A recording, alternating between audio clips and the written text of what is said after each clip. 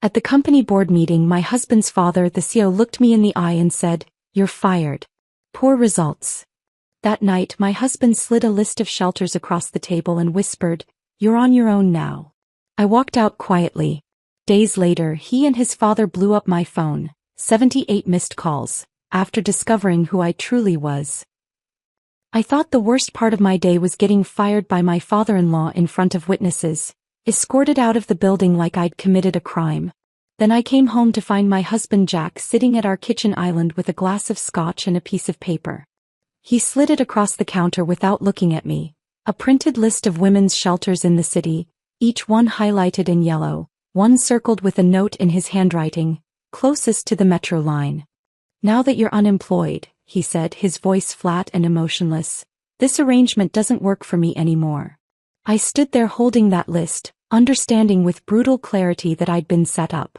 They'd both planned this. Father and son, working together to discard me like a quarterly report that didn't meet projections. What they didn't know was that I'd been planning something too. Before we continue, thank you for being here to witness stories of resilience and reinvention. If you believe talent and contribution deserve recognition regardless of gender, please consider subscribing. It's free and helps these stories reach more women who need them. Now let's see what happens next. But I'm getting ahead of myself. To understand how I ended up holding a list of homeless shelters while my marriage disintegrated in real time, you need to know how carefully I'd built the life that was now crumbling. It started 3 years earlier at a cybersecurity conference in Boston, back when I was consulting independently and my future felt like something I controlled. Jack Caldwell stood in the back row of the conference hall during my presentation on predictive threat architecture, actually taking notes. That alone made him different. Most people in those audiences were there for the networking lunch afterward, scrolling their phones while speakers droned about encryption protocols. But Jack was engaged, leaning forward slightly, pen moving across his notepad as I explained how my framework could identify vulnerabilities before attackers even recognized they existed.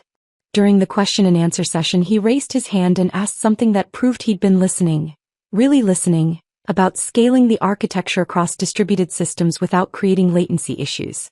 It was a technical question that most marketing executives couldn't have formulated, let alone cared about. After the session ended, he waited while 3 other consultants pitched me their business cards with varying degrees of desperation, then approached with a smile that seemed genuine rather than rehearsed. We talked for 2 hours in the hotel lobby. He represented Caldwell Technologies, his family's firm, but he spoke about it with measured distance, like someone who understood the business without being consumed by it. He asked intelligent questions about my work, shared insights about gaps he saw in the industry, and listened when I explained my theories about where cybersecurity was heading. When he asked for my contact information, it felt professional. When he called 3 days later to invite me to dinner, it felt like possibility. Our courtship unfolded with what I interpreted as respectful deliberation. Jack introduced me to his world gradually, casual dinners first, then a weekend trip to Cape Cod where we walked beaches and talked about everything except work, then slowly into his social circle of college friends and business associates. He never rushed, never pushed for more than I was ready to give, always checked in to make sure I was comfortable with each step forward. At the time, that patience felt like respect. Looking back now, I can see how it was also assessment, each stage a test to see if I'd fit into the space he'd already designated for me. 6 months after we met, Jack took me back to that same Boston hotel where we'd first talked. Same lobby, different conversation. He proposed over coffee rather than champagne, in jeans rather than a suit, with a ring that was beautiful but not ostentatious. Everything about the gesture felt authentic, like he understood that I valued substance over performance, partnership over spectacle. I said yes before he'd finished asking, certain I'd found someone who saw me as an equal rather than an acquisition. My mother's reaction arrived like a weather warning I chose to ignore.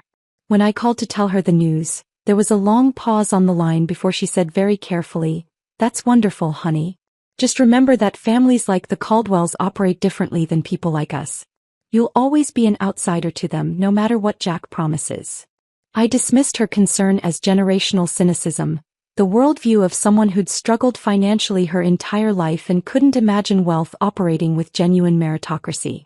Jack had assured me repeatedly that his father valued expertise and results, that Henry Caldwell had built his company by recognizing talent regardless of background or pedigree. I believed him because the alternative meant acknowledging I was walking into something far more complicated than love. The wedding took place 8 months later in a ceremony that felt like it reflected my preferences. Elegant but understated, intimate rather than extravagant, focused on commitment rather than display. Only much later did I recognize how many of those choices had been gently steered by Jack's suggestions, his family's expectations dressed up as my own taste. I kept my maiden name professionally, a decision Jack supported publicly while his mother Patricia made small pointed comments about tradition and family unity at every opportunity. I took his public support as proof of his progressive values, evidence that he really was different from his father's generation. Now I understand it was simply another performance, granting me the illusion of independence while the parameters of my new life were being drawn around me with invisible ink. 2 months into our marriage, Henry Caldwell summoned me to his office at Caldwell Technologies. The building itself was designed to intimidate. All glass and steel angles, a lobby with ceilings that soared 3 stories high, security protocols that required badging through 5 different checkpoints just to reach the executive floor. Henry's office occupied a prime corner with panoramic city views, furnished with a desk large enough to land small aircraft and chairs positioned at carefully calculated heights to ensure visitors looked up at him whether they wanted to or not. He gestured for me to sit in the lower chair, a power dynamic so obvious it bordered on parody. "Violet," he began, using my first name with the casual familiarity of someone who considered such intimacy his privilege rather than something earned. "Jack tells me you're one of the brightest minds in cybersecurity. We could use someone with your skills on our team." He delivered this as if offering me an extraordinary opportunity rather than fulfilling a family obligation to employ his new daughter-in-law somewhere visible but contained. The position was mid-level systems analyst, responsible for maintaining existing security infrastructure and running routine diagnostics. The salary was 30% less than I'd been earning as an independent consultant, a fact Henry mentioned with the clear expectation that I'd understand family came with certain financial sacrifices. The work itself sounded unchallenging, but Henry framed it as a foundation from which I could prove myself and advance. Jack had encouraged me to accept during our discussion the night before, positioning it as an investment in our marriage, stable schedules, no more traveling to client sites scattered across the country, the ability to actually build a life together rather than coordinating around my consulting calendar. His logic had made surface sense. I told myself the pay cut was temporary, that I'd demonstrate my value quickly and advance on merit, that working for my father-in-law's company would eventually open doors rather than close them. I accepted the position the following day, officially joining Caldwell Technologies as both the CEO's daughter-in-law and an employee who happened to have relevant skills. The reality of the work revealed itself within the first week. Henry assigned me to maintenance tasks that a competent intern could have handled. Updating firewall configurations according to vendor specifications, running security audits on systems I could have redesigned from scratch to be significantly more effective. When I drafted proposals for infrastructure improvements that would have saved the company substantial money while dramatically increasing their security posture, they were received with polite nods and then disappeared into filing systems never to be mentioned again. My suggestions in team meetings were acknowledged with the kind of patronizing patience people reserve for children who don't yet understand how the adult world actually operates. I was there to fulfill a role, not to contribute meaningfully. The company had hired me as proof of their progressive values, a credential they could point to when discussing their commitment to diversity in technology. "Look at us, we have the CEO's daughter-in-law working as a systems analyst. See how modern and merit-based we are." The irony of being simultaneously over-educated for my assigned tasks and completely dismissed for my actual expertise wasn't lost on me, but I told myself it was temporary. I'd prove myself, earn recognition, advance based on results. I was naive enough to believe that performance would eventually matter more than politics. 6 months of that professional suffocation drove me to start building something in secret. Late nights when the office emptied and only the janitorial staff remained, I began designing a new security framework on my personal laptop, storing everything on encrypted servers that had no connection whatsoever to Caldwell Technologies systems. I called it the Sentinel Protocol, an architecture built on predictive threat analysis rather than reactive defenses, using pattern recognition algorithms I'd been refining throughout my consulting career. Every component was meticulously documented and patented under my maiden name through a limited liability company I registered in Delaware, Monroe Security Solutions, a shell company that existed only on paper and in the digital infrastructure I was constructing line by line, function by function. Jack never asked why I stayed late at the office. Henry never questioned what I might be working on beyond my assigned maintenance tasks. They both operated under the comfortable assumption that I was simply trying to prove myself, putting in extra hours to earn acceptance from a family and company that had graciously taken me in. What they fundamentally failed to understand was that I'd stopped seeking their acceptance entirely. I was building an escape route, creating something that belonged exclusively to me in a world where everything else seemed to be slowly slipping from my control. The irony is that I wasn't planning revenge at that stage. I was simply being careful, protecting my intellectual property from people who'd already demonstrated they didn't value my contributions enough to actually utilize them. I was creating insurance against a future I couldn't yet articulate but somehow sensed approaching. Around our first anniversary, the marriage itself began its quiet disintegration. Jack started checking his phone obsessively during dinners, stepping into the bedroom to take calls from his father that apparently couldn't wait until morning. When I asked about his day, his answers became vague and distracted, offering no real information about what was consuming so much of his attention.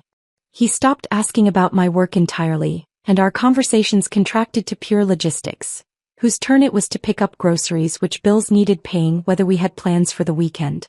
I tried everything I could imagine to revive what we'd had. I planned elaborate date nights that he'd cancel last minute for work obligations that were never fully explained. I suggested weekend getaways that never materialized because Henry needed him for some meeting or presentation or strategy session. I initiated conversations about our future, our plans, the life we talked about building together, and watched his eyes glaze over with the expression of someone mentally composing their grocery list while waiting for me to finish talking. Family dinners at the Caldwell estate became regular events that felt like torture disguised as tradition. Patricia, Henry's wife and Jack's mother, had perfected the art of the subtle insult delivered with a smile, comments about my wardrobe that implied I didn't understand appropriate professional dress, questions about my career ambitions phrased to suggest that ambition itself was somewhat unseemly in a Caldwell wife, pointed inquiries about when I'd provide grandchildren as if my primary value was strictly biological. Jack sat through these dinners in practiced silence, methodically cutting his food with surgical precision, never once defending me or redirecting his mother's commentary. His silence felt like complicity, like agreement expressed through strategic absence. Late at night, lying in bed next to a man who felt increasingly like a stranger sharing my space, I'd stare at the ceiling and try to identify the exact moment when everything had shifted. But there was no single moment. It was erosion, gradual and relentless. The slow, patient work of water wearing down stone until the foundation developed cracks too deep to repair. The life I'd built with Jack Caldwell, I was beginning to understand, had been constructed on borrowed ground. I just didn't realize how soon the lease would expire, or how brutal the eviction would be when it finally came. The elevator ride to the executive floor the next Tuesday morning felt different, though I couldn't have articulated why. I'd received an email the previous afternoon. Brief, vague, almost deliberately uninformative. Performance evaluation quarterly review. Your presence required. Conference room B, 8:30 a.m. The phrasing struck me as odd. I'd attended dozens of quarterly reviews, and they were never framed as individual performance evaluations. They were team presentations, collaborative assessments of division-wide metrics. But I pushed the unease aside and prepared thoroughly, compiling 3 years of data into a presentation that documented every success, every breach prevented, every dollar saved. I arrived at 8:15, 15 minutes early as always, carrying my tablet loaded with charts and graphs that told an undeniable story of excellence. The numbers were extraordinary. My division had prevented 3 major security breaches in the past year alone, any one of which could have cost the company millions in damages and regulatory penalties. We'd exceeded performance targets by 42%. Client satisfaction scores had risen steadily under my oversight. I'd personally designed and implemented security protocols that were now being studied as case examples in industry publications. I felt confident walking into that conference room, maybe even proud. I had every reason to expect recognition, perhaps even discussion of advancement. The conference room was set to what felt like Arctic temperature when I entered, though the thermostat probably read a normal 70 degrees. Cold has nothing to do with temperature in certain contexts. Henry sat at the head of the table in his usual position of authority, but the people flanking him made my stomach drop before my conscious mind fully registered why. Marcus from operations, a man I'd interacted with perhaps twice in 3 years, both times briefly. A woman in a dark suit I didn't recognize at all, holding a legal pad with the careful posture of someone whose job involved witnessing things and documenting them precisely. No one from my team was present. Not a single person who could corroborate my work, speak to the actual metrics, or provide any counterweight to whatever narrative was about to be constructed. I should have turned around and walked out right then. The setup was obvious in retrospect. Isolated, outnumbered, facing people with no direct knowledge of my contributions and no investment in acknowledging them. But I was still operating under the assumption that facts mattered, that documentation and evidence would speak for themselves. I took my seat across from Henry and set my tablet on the table, ready to present the truth in data form. Henry didn't smile. He didn't offer coffee or make small talk or acknowledge the presentation I'd clearly prepared. He simply shuffled a stack of papers with theatrical precision, each movement deliberate and unhurried, designed to make me wait and wonder and feel the weight of my own uncertainty. When he finally looked up and spoke, his voice carried the smooth, practiced authority of someone who'd delivered difficult news many times before and had long since stopped feeling anything about it. "Violet," he began, using my first name with the familiarity that family technically permitted but that felt wrong in this context, clinical and distant. "We've been reviewing your division's performance metrics over the past several quarters. Unfortunately, the results aren't meeting our expectations or the standards we've set for leadership positions within the company." The words registered individually before assembling into meaning. Performance metrics. Not meeting expectations. Standards for leadership positions. I actually thought for a moment that he was talking about someone else's division, that there had been some administrative error and I'd been called to the wrong meeting. Then I saw his expression, not apologetic, not uncomfortable, but satisfied in a way that made my skin feel too tight, and understood with sudden terrible clarity that this was exactly the meeting I'd been summoned to attend.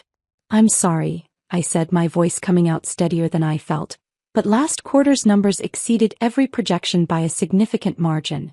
We beat targets by 42% across all key performance indicators. The security upgrades I implemented saved the company an estimated $4 million in potential breach damages and regulatory penalties. Client satisfaction scores have improved by 28% since I took over the division leadership." I reached for my tablet, fingers moving automatically to pull up the spreadsheets and charts I'd prepared, the visual representation of undeniable success. Henry didn't even glance at the screen.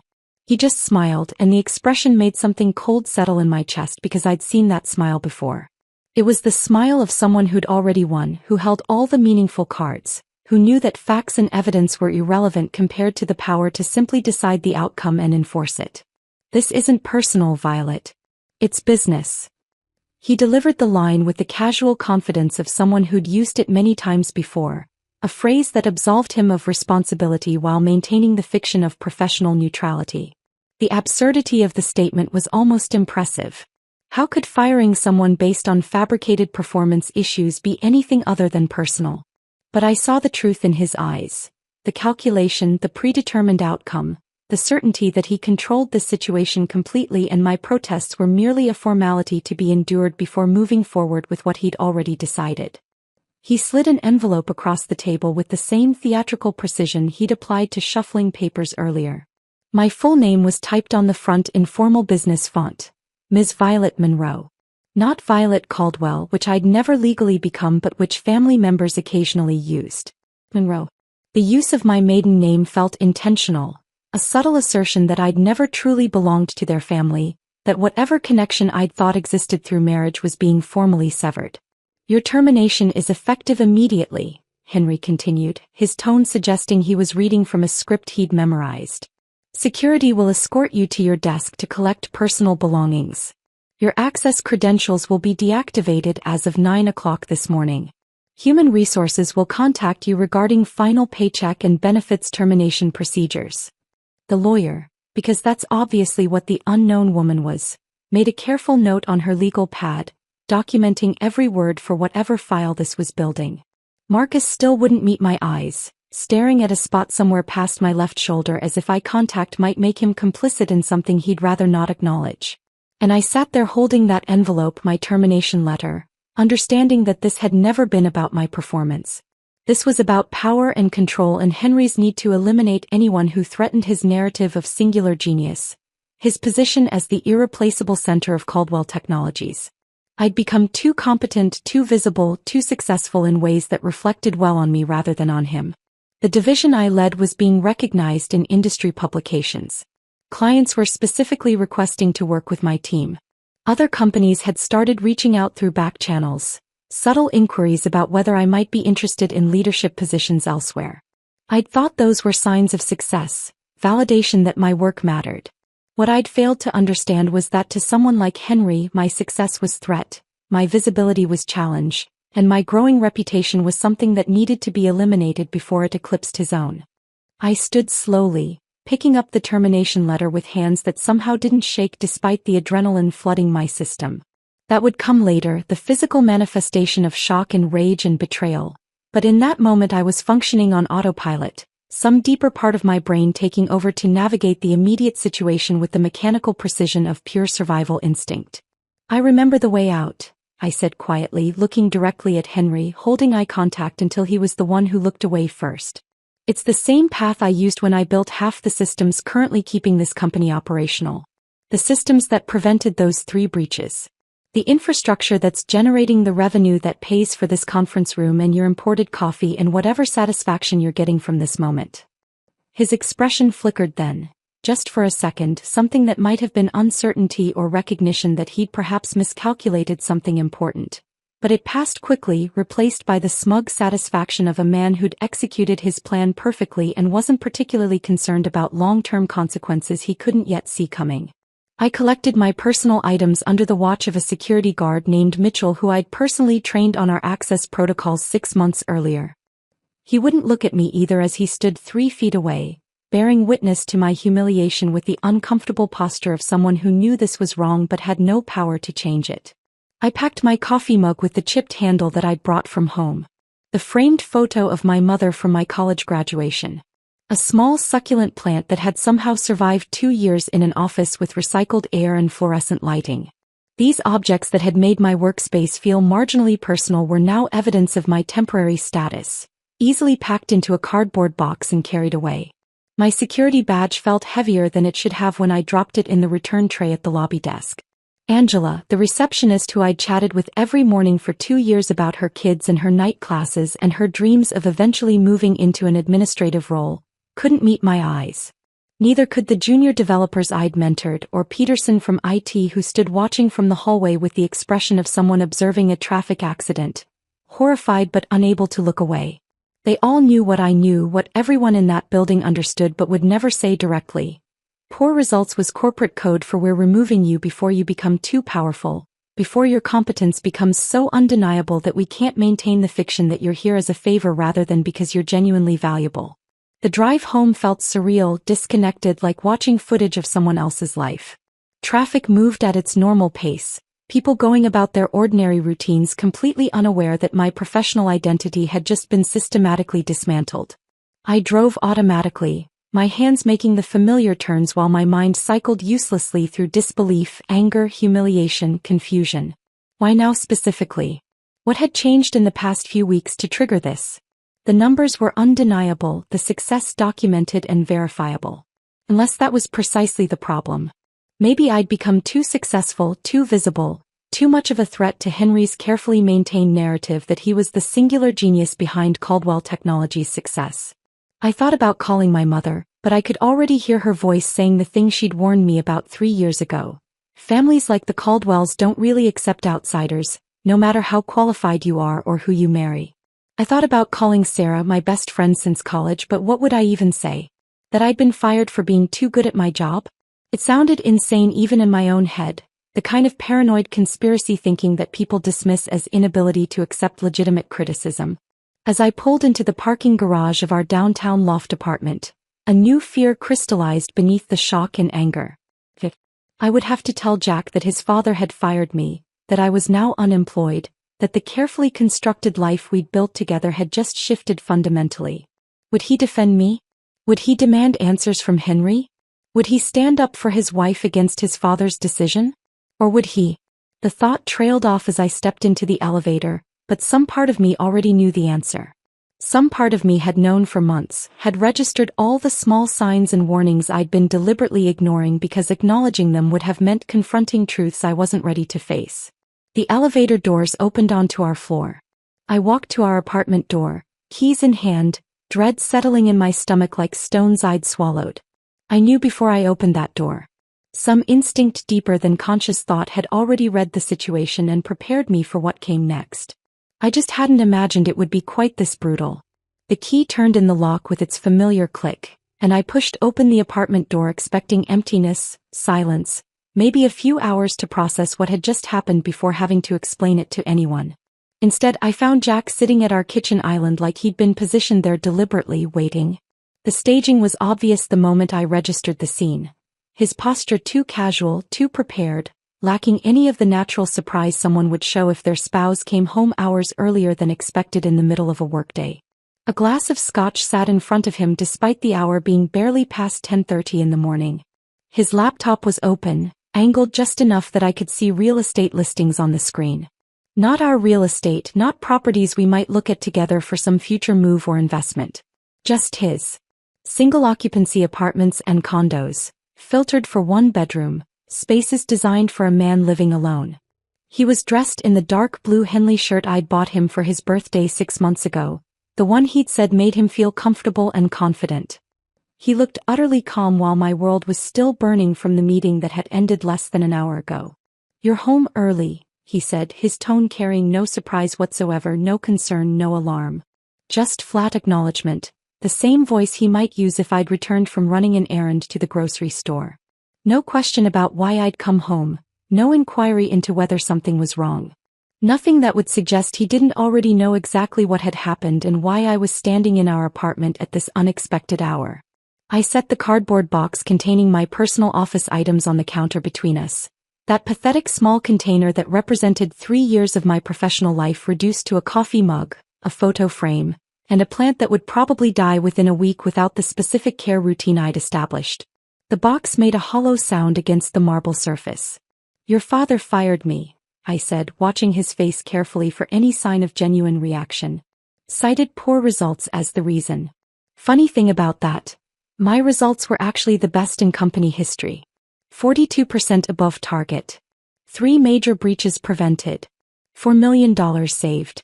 But apparently that doesn't meet expectations." Jack took a slow, deliberate sip of his scotch, and I watched something shift in his expression. Not guilt, which would have required him to feel he'd done something wrong. Not shock, which would have meant this information was news to him. Just a kind of resigned finality, the look of someone who'd been waiting for this specific conversation to arrive and was now relieved to finally have it happening so he could move on to whatever came next. He reached into a leather portfolio sitting on the counter beside his laptop. Expensive leather, the kind with his initials embossed in gold in the corner, a gift from his parents last Christmas, and slid a folded piece of paper across the marble surface toward me. The gesture was careful, deliberate, practiced. This wasn't spontaneous. He'd prepared this document, positioned it in that portfolio, probably rehearsed this exact moment in his mind multiple times. I picked up the paper and unfolded it with hands that had started to shake slightly, the adrenaline from the earlier confrontation with Henry finally catching up to my nervous system. What I found inside made my breath catch in a way that the firing itself hadn't quite managed. A printed list of women's shelters in the city. 6 of them arranged by neighborhood, complete with addresses and phone numbers. Each one was highlighted in yellow marker. One was circled in blue pen with a handwritten annotation in Jack's distinctive angular script, closest to the metro line. He'd taken the time to research transit access. He'd evaluated which shelter would be most convenient for a woman without a car, without resources, without anywhere else to go. The cruelty of it was almost artful in its precision. Not just abandonment, but abandonment with a transit map. Not just rejection, but rejection with logistics carefully planned out. "Now that you're unemployed," Jack said, his voice carrying the same dispassionate professional tone he used for conference calls with clients. Completely stripped of anything resembling emotion or personal connection, this arrangement doesn't work for me anymore. I need someone who can contribute. Someone who's ascending, not falling. The words landed like individual physical blows, each one hitting a different part of my chest. This man I'd shared a bed with for 2 years, built what I'd believed was a life partnership with, defended to my own mother when she'd warned me about marrying into wealth and ego. This man was talking about our marriage like it was a business partnership that had failed to generate expected returns. I was being evaluated on the same metrics as a quarterly earnings report, and I'd been found insufficient. You knew, I said, and it wasn't a question because the answer was written in every detail of this moment, from the scotch he'd poured in preparation to the shelter list he'd researched and printed and positioned for easy access. His slight nod confirmed what I'd already understood. Dad told me last week that he was planning to restructure your division. I figured we should both prepare for new chapters in our lives. It seemed like the practical thing to do. Restructure. The euphemism was almost beautiful in its cowardice, the way it transformed deliberate termination into something that sounded like natural organizational evolution. I looked down at the shelter list again, then around at the apartment we'd furnished together over the past 2 years. The abstract paintings on the walls. I'd chosen most of them from a local gallery, spent hours selecting pieces that felt meaningful. The bookshelf where my technical manuals shared space with his business biographies. The kitchen where we'd hosted dinner parties and cooked meals together and pretended we were building something real and lasting. You think I need this list? I asked quietly, holding up the paper that had suddenly become the most insulting object I'd ever been handed. He shrugged, the gesture casual and dismissive. I'm just being practical. You don't have family money to fall back on. You'll need resources, somewhere to stay while you figure things out. I thought it would be helpful to have options researched ahead of time. The assumption underlying his words was staggering. That I was helpless without him and his family's resources. That I had nothing of my own, no value independent of the Caldwell name and the access it provided. That firing me and discarding me would leave me desperate and broken, scrambling for shelter space and metro fare. He'd actually convinced himself that providing this list was a kindness, a practical gesture from someone who'd thought ahead about my needs. I stood there holding that shelter list, and suddenly the full architecture of their betrayal assembled itself in my mind with devastating clarity. This wasn't impulse or sudden decision. This was coordination, careful planning, a strategy executed between father and son with the same precision they'd apply to any business deal. Henry had told Jack a week ago. 7 full days. Which meant Jack had spent an entire week knowing that his father intended to fire me, knowing that he himself intended to end our marriage, and he'd said nothing. He'd continued the performance of normal life, sitting across from me at breakfast, kissing me goodbye when I left for work, asking casual questions about my day when I came home, all while holding this secret like ammunition he was waiting for the right moment to use. How many nights had he lain in bed next to me planning this exit? How many conversations had father and son had about the problem of Violet, the wife who'd become inconvenient, the employee who'd become too competent and too visible and too much of a threat to their carefully maintained hierarchy? I thought back to our first anniversary, to the gradual cooling of Jack's affection over the months that followed, his increasing absences and vague explanations about where he'd been and what was consuming so much of his time and attention. It hadn't been normal marriage growing pains or the natural evolution of a relationship moving past its honeymoon phase. It had been preparation. Strategic emotional divestment. He'd been withdrawing his investment gradually, protecting himself from the fallout he knew was coming, ensuring that when the moment arrived to execute his exit he'd already insulated himself from feeling much of anything about it. And I'd blamed myself. For months I'd internalized the distance between us as my own failure. Not trying hard enough, not being attentive enough, not being a good enough wife. I'd auditioned desperately for a role that had already been recast, performing for judges who'd already written their verdict and were just waiting for the appropriate moment to deliver it. The shame of that realization burned hotter than the anger, seared deeper than the betrayal itself. I'd been so carefully managed, so thoroughly manipulated, and I'd participated in my own deception by wanting so badly to believe that this marriage was real. I'll be gone by morning, I said, my voice coming out steadier than I felt, pulled from some reserve of dignity I hadn't known I still possessed. Jack actually looked relieved, his shoulders dropping slightly as tension released. He'd probably anticipated arguments, tears, desperate negotiations. My calm acceptance clearly registered as the best possible outcome. A clean break with no drama, no complications, no messy emotional scenes that might create awkwardness or require him to feel uncomfortable about his choices. He didn't see what was happening inside me in that moment. Not rage, though that would come later. Not grief, though that was there too, buried under layers of more immediate reactions. What crystallized in my chest as I stood there holding that insulting shelter list was something colder and more precise than either of those emotions. It was clarity, sharp-edged and absolute, cutting through every illusion and self-deception I'd been maintaining about who these people were and what I'd actually meant to them. I packed methodically that evening while Jack stayed in the living room, probably scrolling through those real estate listings, planning his next chapter with the same casual efficiency he'd applied to ending this one. I didn't take everything. That would have required multiple trips and extended this humiliation over more time than I could stand. I took only what mattered, what was actually mine rather than props in the life I'd been performing. My laptop, which contained 3 years of work and documentation. My backup drives, labeled innocuously as personal photos and family documents. The external hard drive I'd kept hidden in the back of my closet, which contained every patent filing, every line of proprietary code, every piece of documentation related to Monroe Security Solutions. I left behind the jewelry Jack had given me for birthdays and anniversaries. Expensive pieces that had never felt quite like mine, always too formal, too much about displaying wealth than expressing anything personal. The designer clothes his mother had encouraged me to buy, garments that had never fit quite right because they were designed for someone playing a different role than I was capable of inhabiting.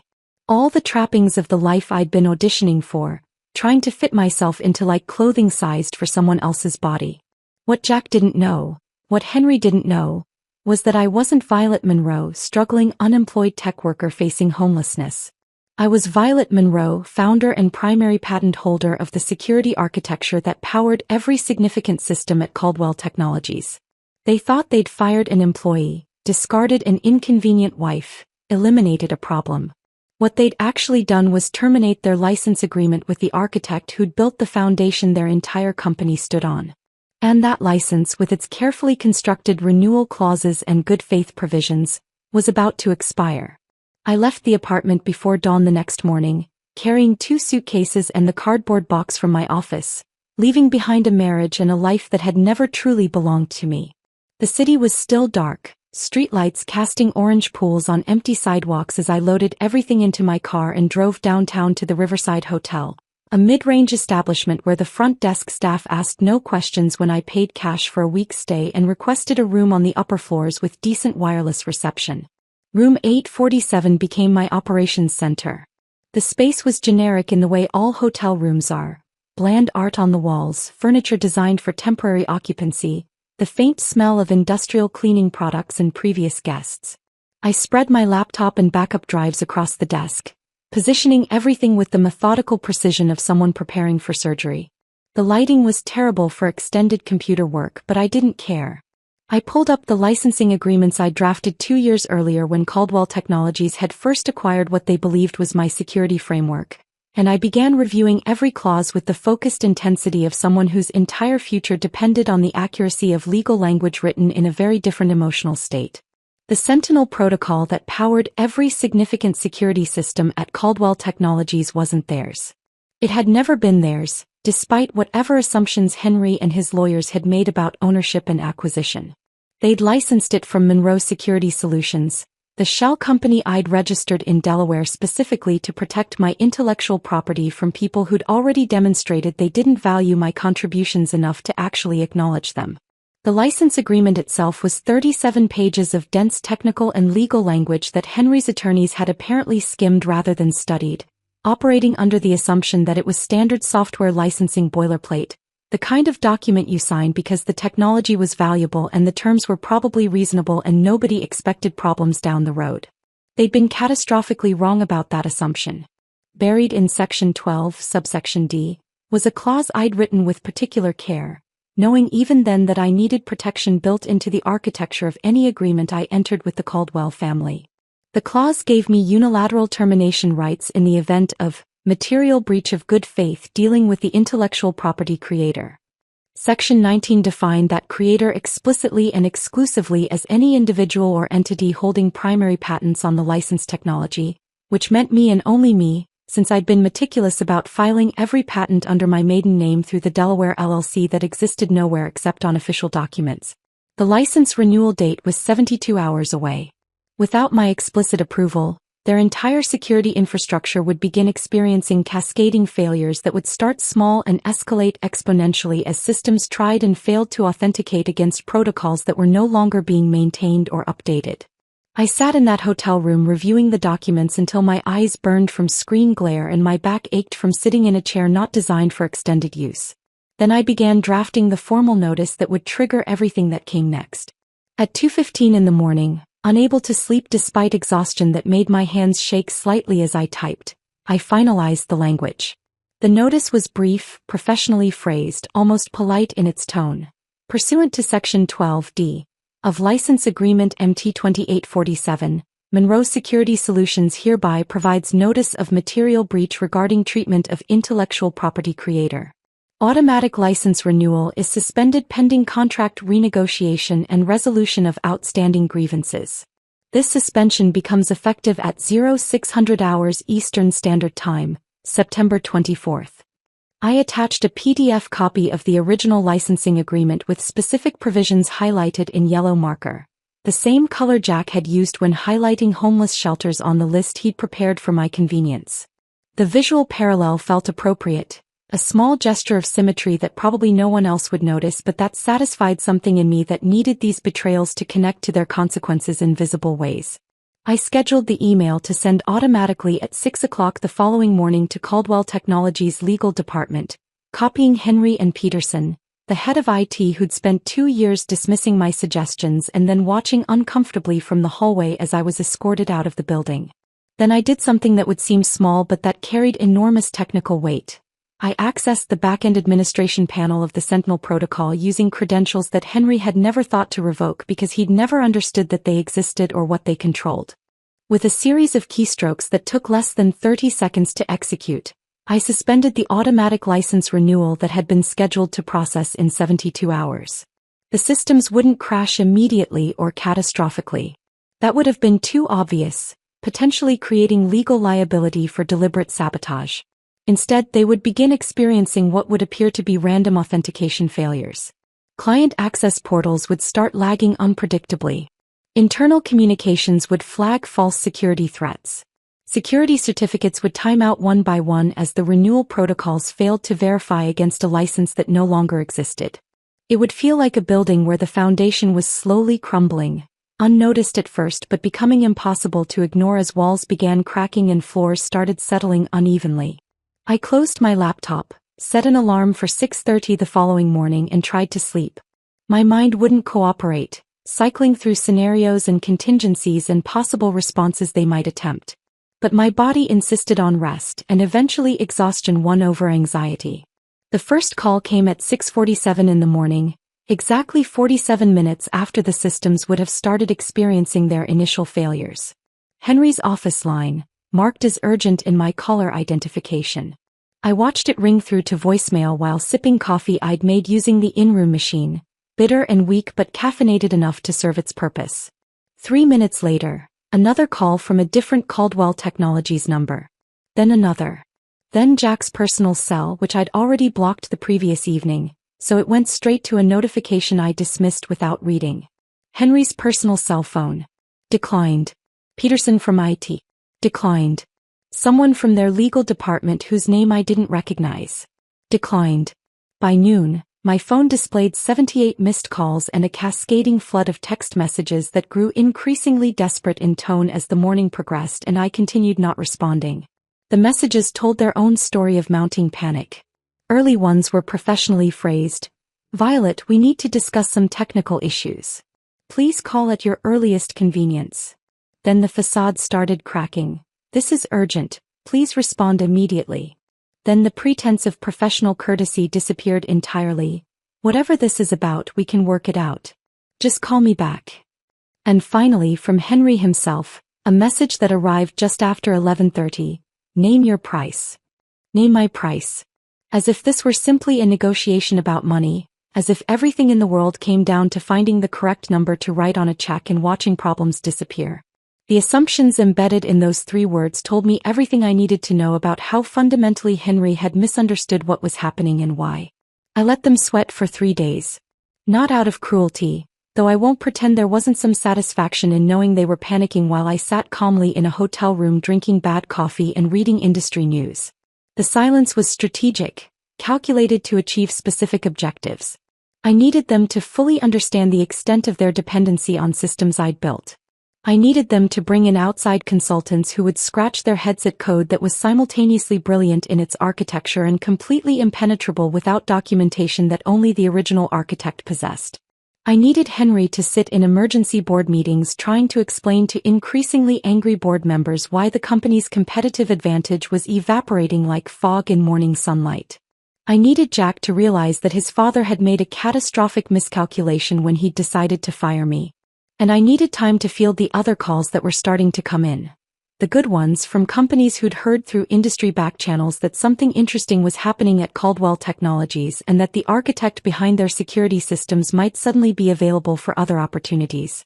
On the second night, sitting in that hotel room with takeout food going cold on the desk beside my laptop, I finally called my mother.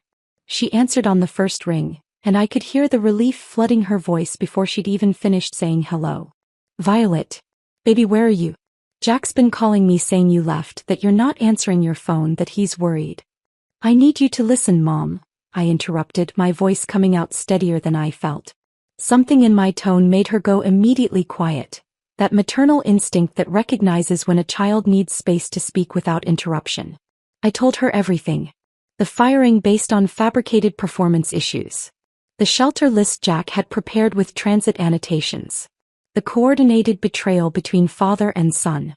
The license agreement they'd never properly read. The systems that were currently failing in ways they couldn't fix without me. When I finished, there was a long silence on the line, the kind of quiet that feels heavy with processing and emotional recalibration. Then she said something I hadn't expected, something that broke through the careful control I'd been maintaining for 2 days. "I have $48,000 in savings. It's yours if you need it." My mother, who'd raised me alone after my father died in a construction accident when I was 8 years old. Who'd worked double shifts as a nurse for 15 years to keep us housed and fed and to put me through college without debt. Who'd never had extra money for vacations or luxuries or anything beyond the essentials of survival. She was offering me her entire financial security. "Mom, I don't need," I started, but she interrupted me with the firmness that had gotten us both through the hardest years of my childhood. "I know you don't need it. You never did. You've been taking care of yourself since you were 16 years old. But I need you to know you have it. You're not alone, baby. You never were." I broke then, not from sadness but from something fiercer and more complicated. Gratitude and rage and determination all mixing together into an emotional response I couldn't quite name or control. Tears came that I hadn't allowed myself since the moment Jack had slid that shelter list across the counter. "I'm going to make them understand what they did," I told her, my voice thick with emotions I was still trying to process. "I know you are," she said with absolute certainty. "And I'll be here when you do." That conversation changed something fundamental in how I understood what I was doing and why. This wasn't just about me anymore, about my hurt feelings or damaged pride or professional reputation. I was doing this for my mother, who'd never had the luxury of demanding fair treatment because survival didn't leave room for principles. For every woman who'd been told she was nothing without the man who married her. For everyone who'd ever been discarded like a quarterly report that didn't meet arbitrary projections. The calls from Caldwell Technologies continued. By the end of day 3, the count had exceeded 100. But I didn't answer any of them. I was done responding to their schedule. On the 4th morning, I woke at 5:30 without an alarm, my body's internal clock apparently convinced that this was the appropriate time to begin whatever came next. The hotel room was still dark, city lights filtering through curtains that didn't quite close properly, casting thin vertical lines across the ceiling that I'd been staring at for the past 3 nights whenever sleep proved elusive. But this morning felt different. The anxiety and second-guessing that had characterized the previous 72 hours had crystallized overnight into absolute clarity about what needed to happen next. I made coffee with the inadequate in-room machine, opened my laptop while it was still brewing, and began drafting the email that would fundamentally alter the power dynamic between myself and the Caldwell family. The message needed to be perfect. Not emotional, not accusatory, just factual in a way that left no room for misinterpretation or negotiation about the reality of the situation they now found themselves in. I addressed it to Henry's private email address, the personal account he used for matters he preferred not to have documented in corporate systems where they might be subject to discovery requests or board oversight. No greeting, no preamble, no wasted words that might dilute the impact of what I was about to demonstrate. Just a single sentence. Please find attached documentation regarding the ownership and licensing structure of the security systems currently powering Caldwell Technologies operations. The first attachment was the complete licensing agreement for the Sentinel Protocol, all 37 pages, with specific provisions highlighted in yellow. Section 12D. Outlining material breach conditions and the termination rights that accompanied such breaches. Section 19 providing explicit definition of intellectual property creator as the individual or entity holding primary patents on the licensed technology. Section 23 detailing my unilateral authority to terminate or suspend the license under specified circumstances, which included, and I'd been very careful about this language when drafting the original agreement, treatment of the creator that could reasonably be interpreted as acting in bad faith or failing to acknowledge their contributions appropriately. The second attachment contained every patent filing I'd submitted over the past 3 years for components of the Sentinel Protocol. Each one registered to Monroe Security Solutions between 2 and 3 years prior, months before Caldwell Technologies had supposedly acquired the system through what they believed was a straightforward technology purchase. Each filing listed me as the sole inventor, my maiden name appearing on every official document in the place where ownership and creative credit were formally established and legally protected. Henry had apparently never investigated any of this. Why would he? I was just his son's wife, hired as a diversity checkbox to demonstrate the company's progressive values, someone presumably too grateful for the opportunity to cause complications or assert inconvenient legal rights. The arrogance embedded in that assumption was almost impressive in its completeness. At the bottom of the email, below the 2 attachments, I added a single line that felt appropriate given the circumstances. You fired the architect. The building is noticing. I hit send at exactly 6 o'clock in the morning, the same time their systems had begun experiencing cascading failures 4 days earlier. The symmetry felt important, a way of marking the connection between cause and effect, between their decision to discard me and the consequences that were now materializing in ways they were only beginning to understand. My phone rang at 7:14. Henry's private cell number, the one he gave to family and key business associates, not the office line that went through assistance and screening protocols. I let it ring 4 times before answering, a small petty gesture that nonetheless satisfied something in me that needed him to wait, to experience even brief uncertainty about whether I would pick up at all. Violet. His voice carried none of the smooth authority I'd heard in that conference room 4 days ago. He sounded diminished somehow, like a man who'd just discovered that the foundation of his house had been built on land he didn't own and that the actual owner had just informed him the lease was expiring. We need to meet. Face to face. There are things we should discuss that are too complicated for phone conversations. No, I said, keeping my voice calm and level, refusing to match any urgency or concern he might try to project. You need to listen. 3 years ago, you hired me as what you clearly viewed as a favor to your son. You treated me like a diversity checkbox, someone who should be grateful for the opportunity to exist in your orbit and perform whatever minor tasks you deemed appropriate for someone of my position. Silence on the other end of the line. I continued without waiting for him to formulate whatever response he was trying to construct. You assigned me maintenance work that was beneath my capabilities, and you never bothered to learn what I was actually building during all those late nights you probably assumed I was spending trying to prove myself worthy of your family's acceptance. When you needed to upgrade your security systems 2 years ago, I provided the solution through a licensing agreement that your lawyers apparently didn't read with appropriate care. You thought you were acquiring technology outright. You were renting it. From me. That's not, Henry started, but I cut him off before he could complete whatever denial or rationalization he was attempting. The license renewal came due 3 days ago. I declined to approve it. Every system currently keeping your company operational is now running on borrowed time that's counting down with each hour that passes. Your client portals are experiencing authentication failures. Your internal communications are flagging false security threats. Your competitive advantage is evaporating in real time. And all of it traces directly back to the woman you fired for supposedly poor results that were actually the best performance metrics in company history.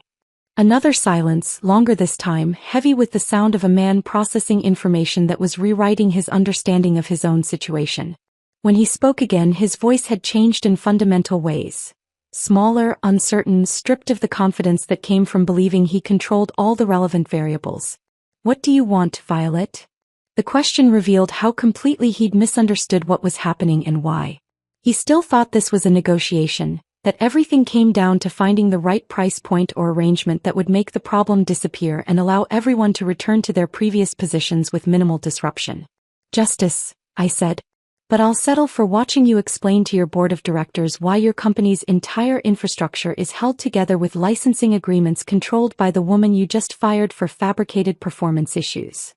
Henry tried to recover his footing, shifting into the mode he probably used in difficult business negotiations when he needed to salvage deals that were going poorly. "We can offer you reinstatement immediately. Better title than you had before, vice president level. Equity stake in the company. I can have the board approve a compensation package by end of week that includes full benefits, substantial signing bonus, guaranteed seat at executive strategy meetings. Whatever it takes to make this right." "I don't want to work for you, Henry," I said, and I meant it with a clarity that surprised me with its completeness. "I want you to understand what you destroyed wasn't just a job. It was a partnership you never deserved and never appreciated until it was too late to matter." I could hear him breathing on the other end of the line, each exhale carrying the weight of a man realizing he'd miscalculated catastrophically, that he'd eliminated what he'd perceived as a minor problem and had actually triggered the collapse of something foundational that he hadn't known existed. "The licensing agreement can be terminated with 30 days' notice," I continued, letting the implications of that timeline settle. "Or it can be renegotiated under new terms that would require certain acknowledgments. That renegotiation would need to include formal documentation of material breach, which means board minutes recording that you fired your chief security architect based on fabricated performance issues while she was actually delivering the best results in company history. It means explaining to your investors why you didn't know that the foundation of your company belonged to someone else. It means acknowledging publicly what you did and why it was wrong." "You're trying to destroy the company," Henry said, and I heard anger creeping back into his voice as he grasped for a narrative that made me the aggressor rather than someone responding appropriately to how I'd been treated. "No," I corrected firmly. "I'm teaching you the cost of underestimation. The company can survive this situation if appropriate changes are made. The real question is whether you can survive it, whether your position and reputation can withstand the truth about what happened and why." I ended the call before he could respond. Not out of drama but because the conversation had served its purpose and anything further would have diminished the impact of what had already been said.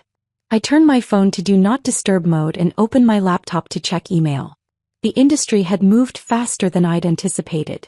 Within hours of Caldwell Technologies' system failures becoming visible to clients and competitors, my inbox had begun filling with messages from people who'd somehow learned pieces of the story and wanted to know more or explore possibilities.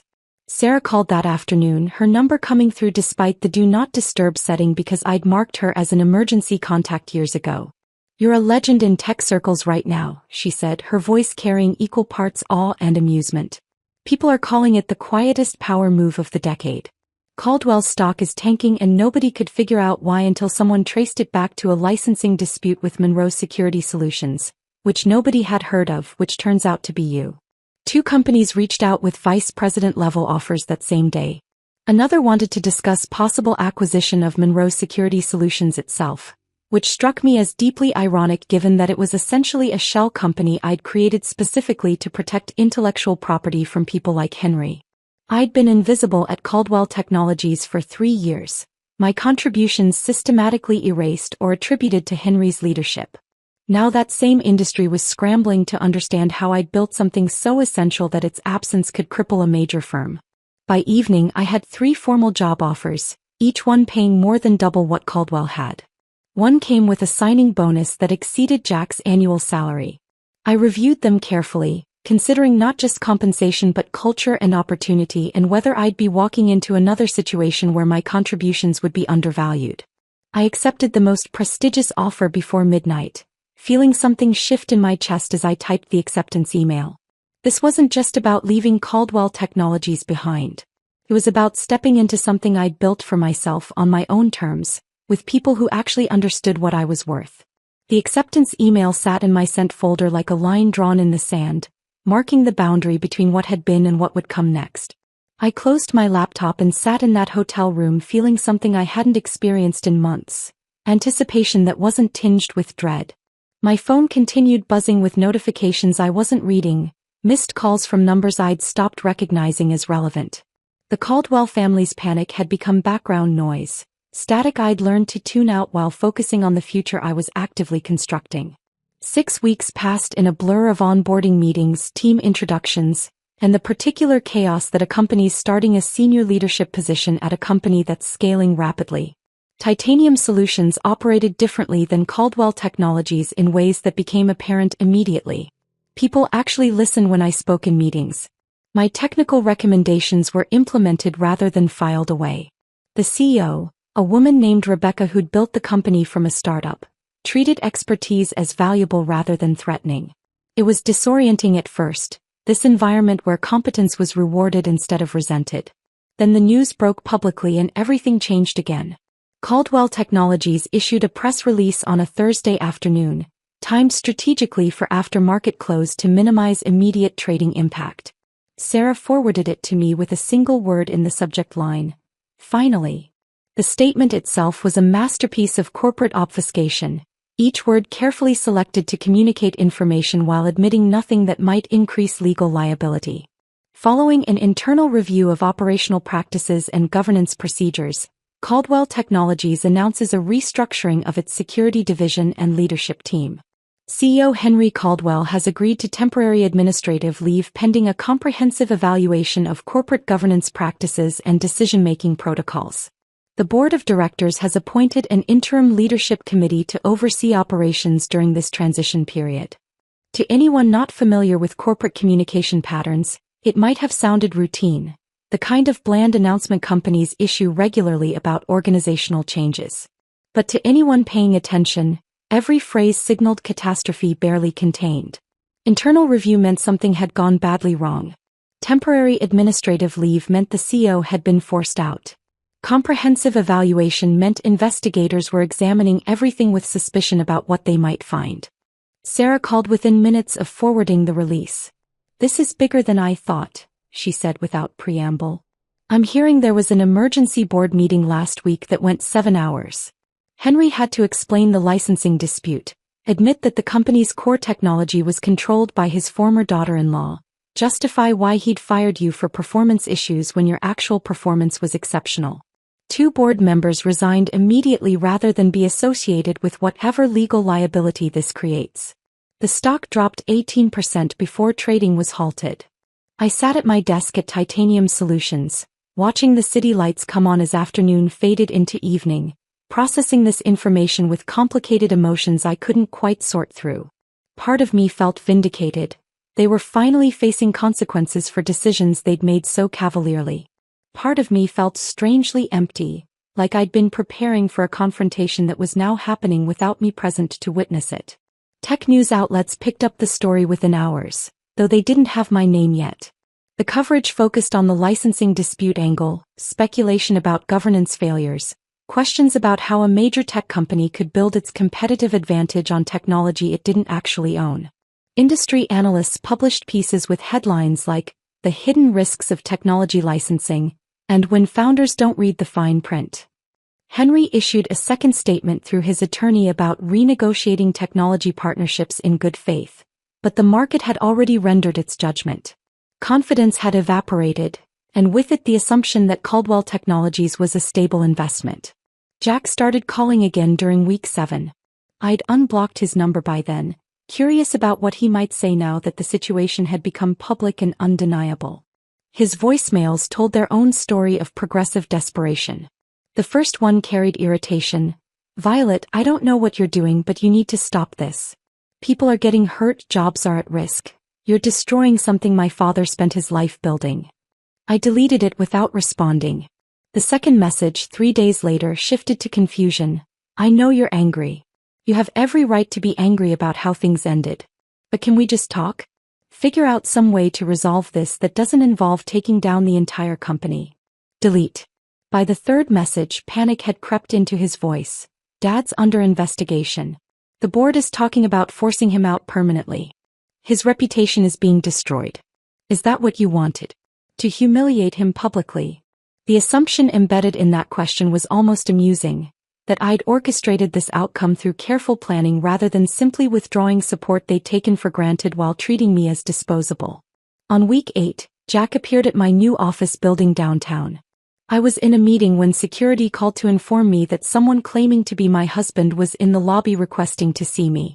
I pulled up the security camera feed on my phone and watched him standing there holding expensive roses, the kind you purchase when desperation has replaced thoughtfulness, when you need a gesture that looks significant without requiring actual understanding of what the other person might want. He looked smaller somehow than I remembered. Not physically diminished but reduced in some fundamental way that had nothing to do with height or weight. The confidence he'd carried so easily during our marriage had been replaced by uncertainty that showed in his posture, the way he shifted his weight from foot to foot while waiting for the security guard to return with a response. We're separated, I heard him say when the guard asked about his relationship to me, and the word choice struck me as characteristic of Jack's approach to difficult situations.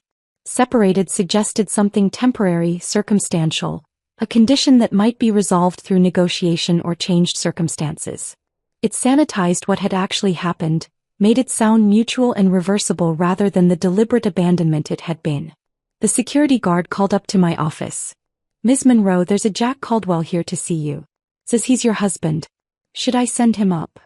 I looked at the monitor showing Jack standing in the lobby holding flowers that were already starting to wilt slightly under the artificial lighting, and I felt nothing. Not anger anymore, not grief, not even satisfaction at his obvious discomfort. Just a kind of neutral observation, like watching a stranger deal with a problem that had nothing to do with me. No, I said. Tell him I'm in a meeting that's running long. He should try calling if he needs to discuss something. I watched on the monitor as the guard delivered this message, and Jack's face registered first confusion, then frustration, then something that looked like resignation. He left the flowers on the reception desk and walked out, shoulders hunched against cold that was as much emotional as meteorological. My new position at Titanium Solutions provided exactly what Caldwell Technologies had denied: autonomy, resources, and recognition. I had a team of 20 engineers who'd been selected for competence rather than politics, a budget that allowed us to actually implement ideas rather than just propose them, and leadership that understood the difference between control and trust. More importantly, I had the freedom to build something new without constantly defending its existence. We launched Sentinel Protocol 2.0 at a major tech conference in November, 2 months after my termination from Caldwell Technologies. The timing was deliberate, giving me enough distance to make it clear this wasn't reactive but rather the natural evolution of work I'd been doing for years. The presentation was mine to deliver, my name featured prominently in the program and promotional materials, my face on screens as I talked about adaptive security architecture that learned from threats rather than just responding to them. The audience included several companies I recognized as Caldwell Technologies clients. I saw their representatives taking careful notes, asking detailed questions during the Q&A session about migration timelines and compatibility requirements and whether the new framework could integrate with existing systems or required complete replacement. Within 3 weeks, 4 major clients had formally requested proposals for switching their security infrastructure from Caldwell to Titanium Solutions. The market was voting with contracts, and the verdict was unmistakable. They preferred working with the architect rather than the company that had discarded her. Sarah called after the conference presentation, her laughter carrying genuine delight. You just declared war without firing a single shot. That was the most professionally devastating thing I've ever witnessed. It's not war, I replied, meaning it. It's just better engineering. The technology speaks for itself.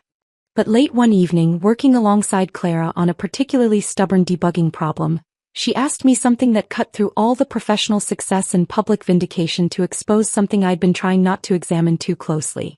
"Do you feel satisfied?" Clara asked, looking up from her screen with the directness that made her an excellent engineer and occasionally an uncomfortable colleague. Watching Caldwell Technologies implode, Henry under investigation, Jack showing up with desperate flowers. "Is it what you thought it would be?" I opened my mouth to say yes automatically, to confirm that justice felt exactly right, that they deserved every consequence that was materializing from decisions they'd made. But the words caught in my throat because the truth was significantly more complicated than simple satisfaction. I felt vindicated, certainly. Validated in ways that professional success alone couldn't provide. Proven right about my capabilities in their judgment. But satisfied? That wasn't quite accurate. There was a hollowness at the center of all this, like winning an argument with someone who'd already left the conversation, like being proven right about something that no longer mattered in the ways I'd once thought it would. What I'd actually wanted, I realized, wasn't revenge or destruction or even public vindication. I'd wanted recognition. Acknowledgement that my contributions had value, that I mattered beyond my utility or my connection to the right family. I'd wanted Henry to see me as genuinely talented rather than as his son's wife who'd been hired as a favor. I'd wanted Jack to love me for who I actually was rather than for how I fit into the life he'd planned. But I would never receive that recognition from them. They lacked the self-awareness required for genuine apology, the humility necessary for real change. The best outcome I could realistically hope for was that they'd learned an expensive lesson about the cost of underestimating people. "It's not about satisfaction," I finally told Clara. "It's about building something they can't take away, something that exists independently of whether they acknowledge it or not." She nodded slowly, like she understood more than I'd explicitly said. Perhaps she did. Perhaps that was the real commonality between people who'd left toxic workplaces. Not the specific details of betrayal, but the recognition that the revenge that matters isn't destruction but creation, not tearing down what hurt you but building something new that can't be touched by the same hands that once discarded you. That night, alone in my apartment that was slowly starting to feel like home rather than just temporary shelter, I drafted an email to Jack that I never sent, words I needed to write even knowing they'd never be read. "You asked if destroying your father's company was what I wanted. I wanted partnership. I wanted respect. I wanted to build something meaningful together. You wanted a trophy wife. Your father wanted control. The difference between those desires is what destroyed everything, not anything I did afterward." I saved the draft and closed my laptop, understanding that some conversations happen only in your own mind, and that sometimes that's sufficient. The unsent email sat in my drafts folder for 2 days before I finally deleted it, accepting that some conversations exist only for the person writing them, serving their purpose without ever being read by their intended recipient. Life continued moving forward in ways that felt increasingly stable. My team at Titanium Solutions had launched 3 major client implementations. I'd hired 2 junior engineers who reminded me of myself at their age. Brilliant, overlooked, hungry to prove themselves. My apartment had accumulated enough personal touches that it finally felt like home rather than temporary shelter. Then the letter arrived. A courier knocked on my apartment door on a Saturday morning, holding a manila envelope that required signature confirmation. Inside was a single sheet of heavy cream stationery, the kind with weight and texture that announced its expense before you'd read a single word. Henry Caldwell's personal letterhead was embossed at the top, his name in raised letters that you could feel with your fingertips. But what made me pause was that the letter itself was handwritten in fountain pen, the ink a deep blue-black that probably cost more per milliliter than my previous monthly grocery budget. The content was startling in its complete departure from anything I'd previously heard from Henry. "Violet, I request the opportunity to speak with you in person. Not as former employer to employee but as one person to another. I have come to understand the magnitude of my errors in judgment. Whatever you believe about my motivations, please allow me one conversation. I will come to wherever you designate whenever you're available. This is not a negotiation. It is a request for the chance to apologize properly." I read it 3 times, searching for the trap, the hidden manipulation, the strategic positioning that I'd learned to expect from every Caldwell family interaction. But the words just sounded tired, like an old man who'd finally calculated the full cost of decisions he couldn't undo and found the price steeper than he'd anticipated. "Sarah thought I shouldn't go when I called to discuss it." He doesn't deserve your time or your attention, she said firmly. He fired you, humiliated you, coordinated with his son to discard you. Now that there are consequences, he wants absolution? That's not how it works. My mother disagreed when I asked her opinion that evening. Sometimes people need to say they're sorry out loud, she said in the tone she'd used when I was young and struggling with whether to forgive a friend who'd hurt me. Not for you necessarily, but so they can live with themselves afterward. You don't owe him that opportunity. But you might owe yourself the closure of hearing him acknowledge what he did. I thought about it for 2 days, weighing whether seeing Henry again would provide anything meaningful or just reopen wounds that were finally starting to form scar tissue. Finally, I texted a single line to the phone number printed at the bottom of his letter. Coffee. Public place. Tuesday at 10. His response arrived within 30 seconds. Thank you. We met at a cafe 3 blocks from my office at Titanium Solutions, neutral territory where either of us could leave easily if the conversation became uncomfortable or unproductive. I arrived 5 minutes early and claimed a corner table with clear sightlines to the entrance, positioning myself so I wouldn't be surprised by his arrival. Henry walked in exactly at 10 o'clock, and the first thing I noticed was how much smaller he seemed than I remembered. Not physically smaller, he was still the same height, still carried himself with the posture of someone accustomed to occupying space. But something fundamental had diminished. The arrogance that used to fill rooms, the certainty that came from never questioning whether his decisions were correct, had contracted into something more uncertain, more human. He ordered coffee at the counter that he never drank, then sat down across from me with the careful posture of someone expecting verbal attack at any moment. Thank you for meeting me, he began, his voice lacking its usual command. The smooth authority I remembered had been replaced by something quieter, more tentative. I didn't respond, just waited. Some part of me wanted to make this difficult for him, to refuse the social niceties that might make this conversation easier. He'd requested this meeting. He could navigate the silence. Henry took a breath, hands wrapping around his coffee cup like it might provide warmth against cold that had nothing to do with temperature. I convinced myself I was making a business decision when I fired you. That the company needed restructuring, that your division was becoming too autonomous, that consolidation was strategic and necessary for long-term growth. I was lying to myself. He paused, looking down at his untouched coffee before continuing. The truth is, you scared me. Not because you were incompetent, because you were brilliant in ways I didn't fully understand and couldn't control. You were building systems that I couldn't claim credit for, earning genuine loyalty from teams I'd hired but never inspired, making independent decisions without checking with me first. And instead of recognizing those things as success, as exactly what good leadership should enable, I saw them as threat to my position and my narrative about being the irreplaceable genius behind the company. The honesty was unexpected, disarming in ways I hadn't prepared for. I'd anticipated excuses or justifications or attempts to minimize what had happened. Instead, he was offering something that sounded like actual self-awareness. So you destroyed what you couldn't control, I said quietly. Yes. He looked directly at me for the first time since sitting down. And in doing so, I destroyed my company's future, my son's marriage, and whatever legacy I thought I was building. I turned something that could have been a genuine partnership into a power struggle that I've lost in every meaningful way. We talked for another 30 minutes, and I found myself listening with less anger than I'd expected. He didn't ask for anything.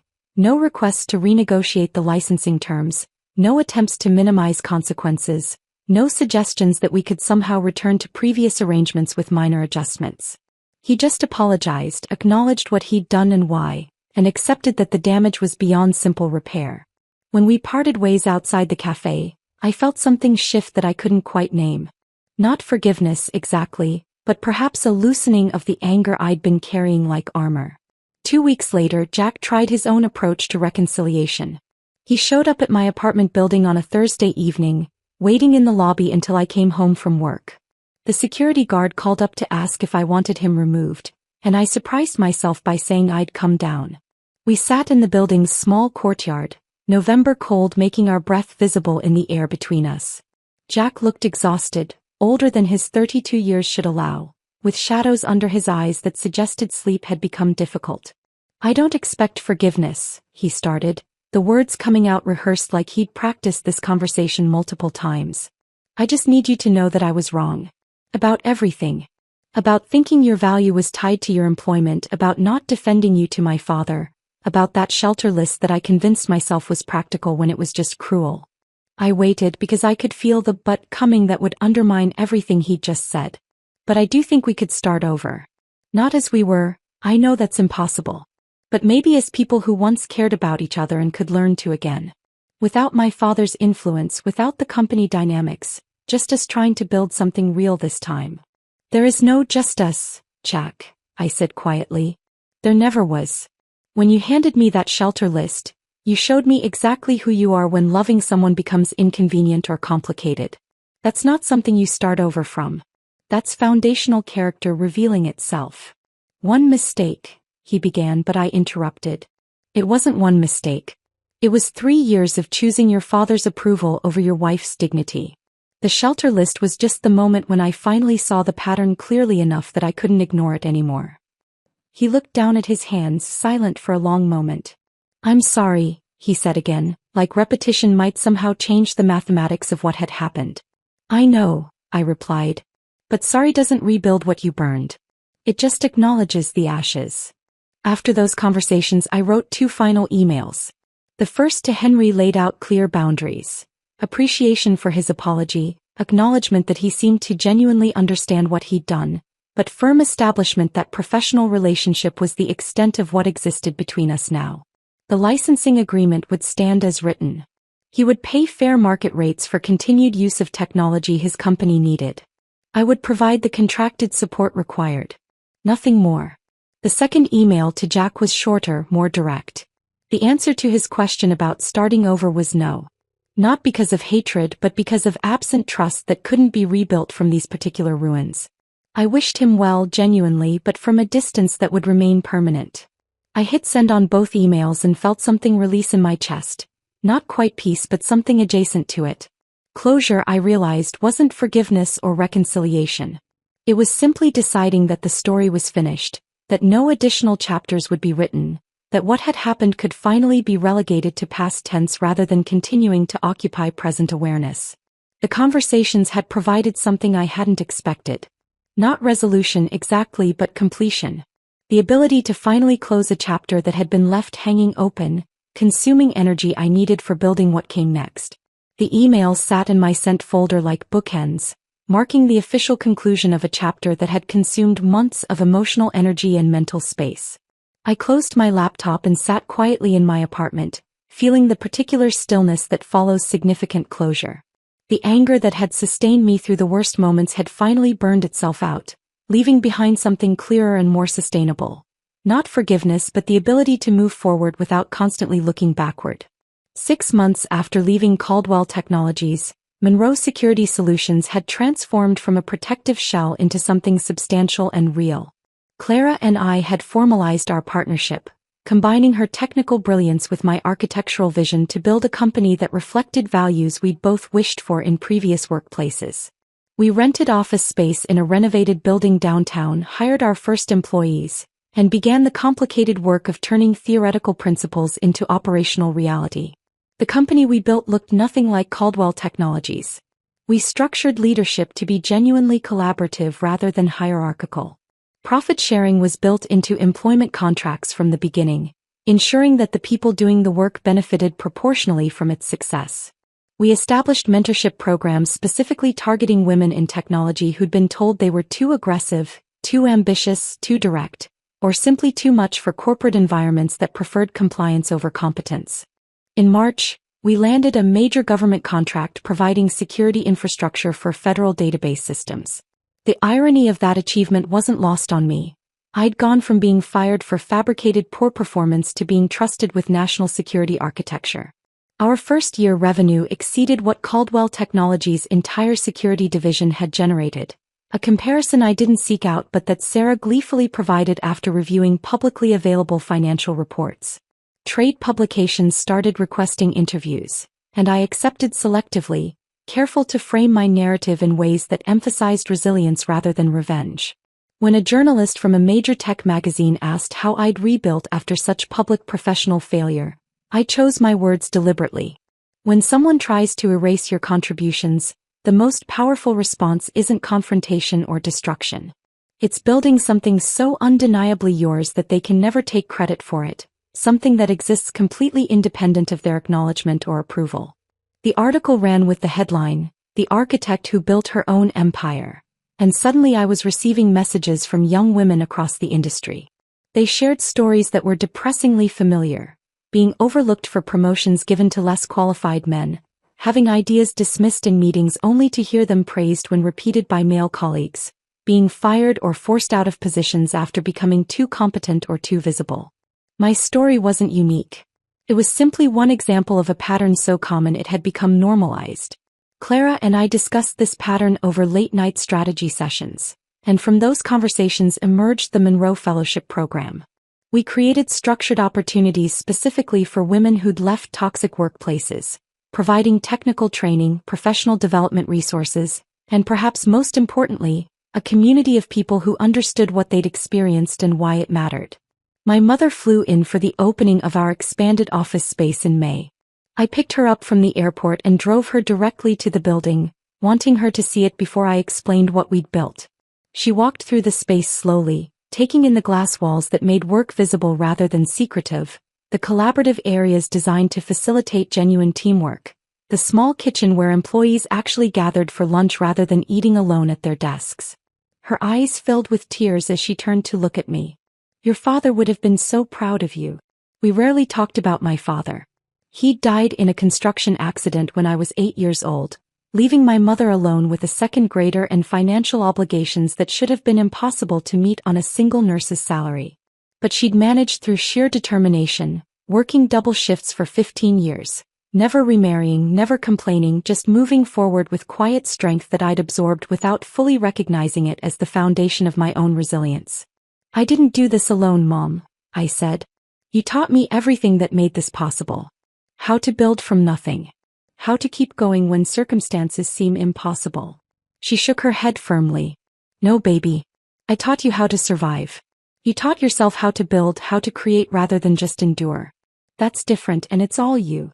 We spent that weekend together, just the two of us, having conversations we'd never had time for during my childhood when her energy was consumed by keeping us housed and fed and functional.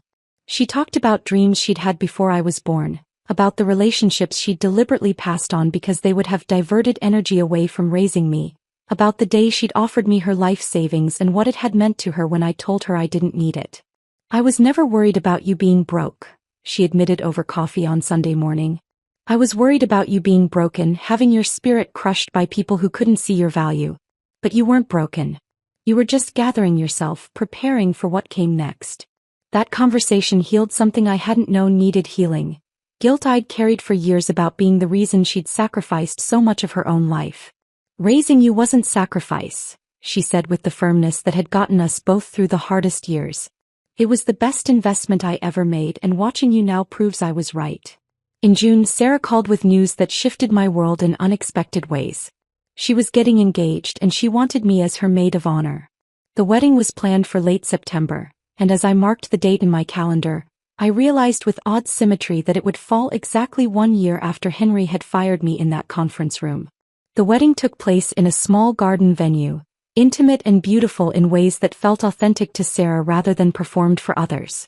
I stood next to my best friend as she married someone who clearly adored her, and I realized with startling clarity that I was genuinely happy. Not performing happiness to convince myself or others, not experiencing the grim satisfaction of watching former enemies face consequences, but feeling real joy for someone else's beginning. During the reception, Sarah pulled me aside to a quiet corner. "Thank you for being here," she said. "I know this must be strange, being at a wedding after everything that happened with Jack." "It's not strange at all," I told her honestly. "It's actually perfect. I'm watching someone I love choose a partner who genuinely deserves her.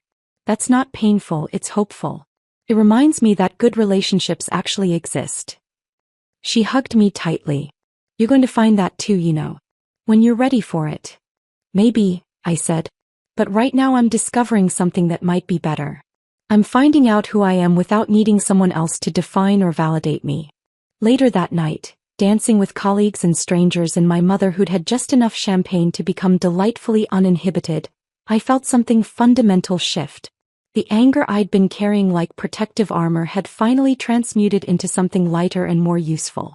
Not forgiveness exactly, but release. I didn't need Henry or Jack to acknowledge what they'd taken from me because I'd built something they couldn't touch or diminish.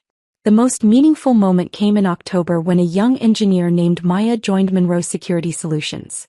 She was 26, brilliant in ways that reminded me of myself at that age, and recently laid off from a company that had told her she wasn't a cultural fit. The same coded language I'd encountered, meaning she'd been too competent or too direct or too unwilling to perform deference to mediocre leadership. I took her to lunch on her first day, and she asked me the question I'd been anticipating. How did you actually do it? Go from being fired to building this company? Everyone talks about resilience and bouncing back, but what did that actually look like for you? I thought carefully about how to answer honestly. I stopped waiting for permission to be valuable. I stopped believing that my worth was determined by whether other people recognized it. And I stopped building things for people who treated my contributions like favors they were granting me rather than essential work that deserved appropriate compensation and respect. She nodded slowly, processing this. I'm really angry, she admitted. At the people who discarded me, at the systems that allowed it to happen, at myself for not seeing the warning signs earlier. Good, I said. Anger is useful fuel when it's directed appropriately. Just don't let it become your permanent destination. Use it to build something better, then let it go when you don't need it anymore. 6 months later, Maya led the team that landed our biggest client contract. When she presented the technical architecture at our company meeting, speaking with confidence and precision about security protocols she designed, I caught Claire's eye across the room and we shared a smile that communicated everything without words. We'd built this. Not just a company but a genuine space where people like Maya could develop their capabilities without having to perform someone else's narrow version of acceptable behavior. That evening, driving home through the city, I passed Caldwell Technologies building and felt nothing but mild curiosity about how different the interior must look now. New leadership had restructured operations. Henry had officially retired. Jack had relocated to the West Coast for what his LinkedIn profile described as a fresh start. The empire they'd attempted to build through control and hierarchy had contracted into something smaller but perhaps more sustainable. I didn't feel triumphant observing this. I just felt free, finally unburdened by the need for their acknowledgement or their downfall. Because I'd learned something essential through all of this. The most effective response to being erased isn't destruction of those who wronged you. It's building something so undeniably your own that they become irrelevant footnotes in a story they never understood they were losing the right to narrate. I drove home to my apartment, modest but genuinely mine, filled with furniture I'd chosen and books I actually read and art that meant something personal rather than serving as expensive decor. My phone showed a text from my mother, "Proud of you every single day." I sat in my car for a moment after parking, engine off, city lights creating patterns through the windshield, and let myself feel the full weight and lightness of what I'd built from the ashes of betrayal. Then I went inside and opened my laptop to review proposals for the next phase of company expansion. Because that's what architects do.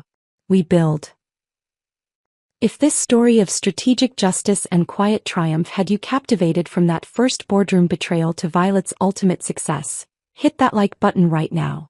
My favorite part was when Violet suspended the license renewal and watched 78 desperate calls pile up while she calmly drank her coffee. What was your favorite moment? Drop it in the comments below. Don't miss more compelling stories of resilience and redemption like this. Subscribe and hit that notification bell so you never miss an upload.